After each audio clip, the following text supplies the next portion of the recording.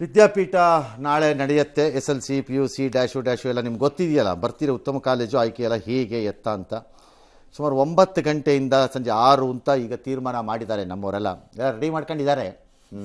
ಅಲ್ಲಿ ಗಾಯತ್ರಿ ವಿಹಾರ ಅರಮನೆ ಮೈದಾನದಲ್ಲಿ ಗೇಟ್ ನಂಬರ್ 4. ನೋಂದಣಿ ಮಾಡ್ಕೊಂಡು ವಿದ್ಯಾರ್ಥಿಗಳಿಗೆ ಒಂದು ಲಕ್ಕಿ ಡಿಪ್ ಇಟ್ಟಿದ್ದಾರಂತೆ, ಲ್ಯಾಪ್ಟಾಪು. ಓಹೋ ಆಯ್ತಲ್ಲ, ಪ್ರಾಬ್ಲಮ್ ಸಾಲ್ವ್. 9 ರಿಂದ 10 ಒಳಗಡೆ ಅವ್ರಿಗೆಲ್ಲ ಲಕ್ಕಿ ಡಿಪ್ಪಲ್ಲಿ ಅದು ಎಲ್ಲ ಸಿಗತ್ತೆ. ಅವರು ಬರ್ಬೋದು. ಹಂಗಾರೆ ಬಂದ್ಬಿಟ್ರಪ್ಪ. ಗೊತ್ತಿಲ್ಲ ನಿಮ್ಮ ಅದೃಷ್ಟ ಎಲ್ಲಿ ಅಡಗಿದೆಯೋ, ಲ್ಯಾಪ್ಟಾಪ್ ಒಳಗಡೆನೇ ಇರ್ಬೋದೇನೋ, ಯಾರಿಗೆ ಗೊತ್ತು ಅಲ್ವೇ. ಆಮೇಲೆ ಈಗ ಅದಕ್ಕಿಂತ ದೊಡ್ಡ ಕೆಲಸ ಏನು ಇಲ್ವಲ್ರಯ್ಯ SLC PUC ಈಗ ಕಾಲೇಜ್ ಯಾವುದು ಅಂತ ಹುಡುಕಾಡೋದೇ ಕೆಲಸ. ಅದೇ ತಾನೇ ಕೆಲಸ. ಈಗ ಒಂದೇ ಕಡೆ ಬಂದರೆ ಎಲ್ಲ ಸಿಗುತ್ತೆ. ಹಂಗೆ ಬರ್ರಿ, ಅಲ್ಲಿ ಬಂದು ಒಂದು ಬಾಟ್ಲ್ ನೀರು ಕುಡ್ಕೊಂಡು ಓಡಾಡ್ಕೊಂಡು ಎಲ್ಲರನ್ನೂ ಮಾತಾಡಿಸ್ಕೊಂಡು ಬೇಕಾದ್ರೆ ಫ್ರೆಂಡ್ಗಳೊಂದು 10 ಜನ ಗುಂಪು ಕಟ್ಕೊಂಡು ಬನ್ನಿ. ಓಕೆ, ಇನ್ಫಾರ್ಮೇಷನ್ ಆಗುತ್ತೆ, ಟೈಮ್ ಪಾಸ್ ಆಗುತ್ತೆ. ಆಮೇಲೆ ಫ್ರೆಂಡ್ಸ್ ಡಿಸ್ಕಷನ್ನು ಮಾಡ್ಬೋದು. ಪುಕ್ಕಟೆ ಜಾಗ ಡಿಸ್ಕಷನ್ ಮಾಡ್ಕೋಬೋದು ನೀವು. ಆಲ್ ರೈಟ್, ನಾಳೆ ವಿದ್ಯಾಪೀಠ ಬೆಳಗ್ಗೆ 9 ರಿಂದ 6. ದಯವಿಟ್ಟು ಪುರ್ಸೊತ್ತು ಮಾಡ್ಕೊಂಡು ಬನ್ನಿ. Okay, thank you.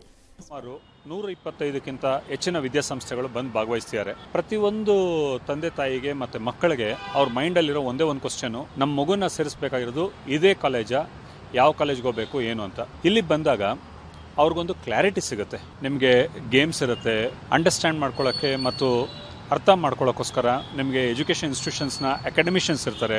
CT exams ಮುಗಿದ್ಮೇಲೆ ಹೇಗೆ ಸೀಟ್ ಸೆಲೆಕ್ಷನ್ ಮಾಡ್ಕೋಬೇಕು, ಕೌನ್ಸಿಲರ್ಸ್ ಇರ್ತಾರೆ.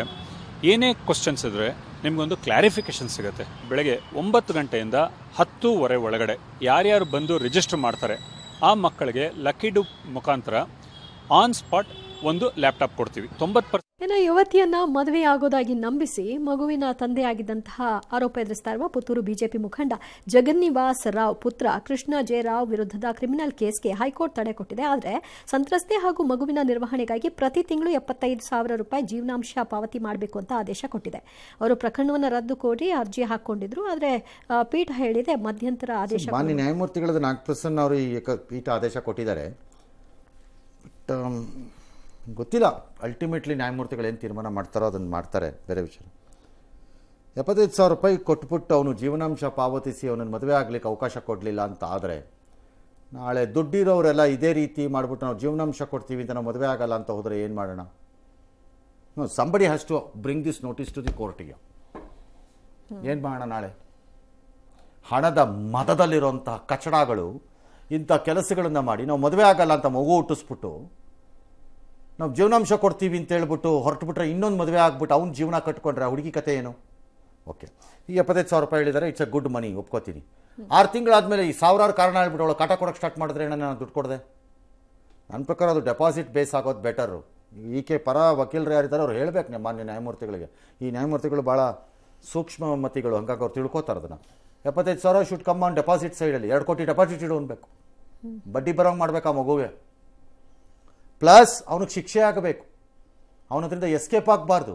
ನಂಬಿಕೆ ಮೋಸ ತಪ್ಪೇ ಬಿಟ್ಬಿಟ್ರೆ ನೀನು ಅದಲ್ಲ ಅಂತ ಅವನು ದುಡ್ಡು ಕೊಟ್ಟದ ಅನ್ನೋ ಕಾರಣಕ್ಕೆ ನಾಳೆ ಎಲ್ಲರೂ ಮಾಡಿದ್ರೆ ಏನು ಮಾಡೋಣ ನಾಳೆ